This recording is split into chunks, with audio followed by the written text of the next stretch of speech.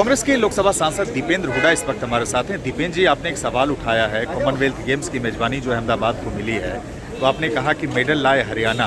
ये क्यों आपने ये सवाल उठाए हैं, क्या है वजह? देखिए, सबसे पहले तो हमें गौरव है कि हमारे देश में कॉमनवेल्थ खेल होने जा रहे हैं। मेजबानी का अवसर भारतवर्ष को मिला है, बड़ी खुशी की। लेकिन भारत में कौन से प्रदेश को मिले?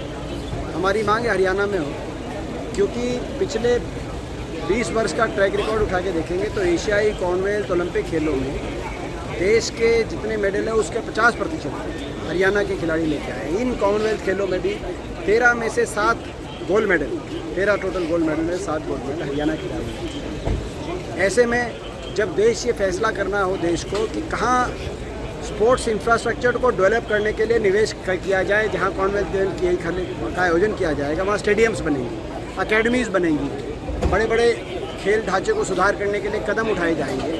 तो जब ये फैसले करने की बात आए कि कहाँ पे ऐसा निवेश हो लाखों करोड़ का, तो वो निवेश हरियाणा में हो, तो मैं समझता हूँ कि देश के खिलाड़ियों का हौसला बढ़ेगा। हरियाणा के खिलाड़ी और ज़्यादा भारत माता के लिए मेडल लेके आ पाएंगे। केवल कॉमनवेल्थ खेल हरियाणा में लाने का मकसद केवल आयोजन का नहीं है, आयोजन से भी ऊपर लक्ष्य होना चाहिए कि कॉमनवेल्थ पदक तालिका में देश दुनिया में नंबर 1 पे पहुँचे।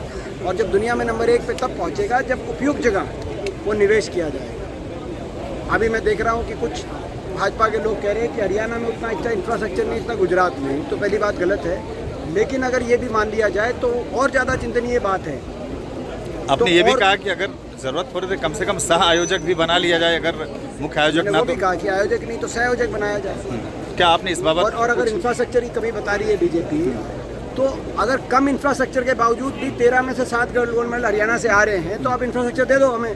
क्या आपने फिर देखो हम कितने मेडल लेके आते हैं। दीपेंद्र जी, इस बाबत आपने प्रधानमंत्री को, स्पोर्ट्स मिनिस्ट्री को, किसी को चिट्ठी लिखी है, कुछ अभी मांग की है? इसको हम व्यापक रूप से टेकअप करेंगे। प्रधानमंत्री जी से भी हम चिट्ठी लिखेंगे, मिलने का समय मांगेंगे, खेल मंत्री से भी हम मिलने का समय मांगेंगे, मिलेंगे, और संसद में भी उठाएंगे, सड़क पर भी लड़ेंगे।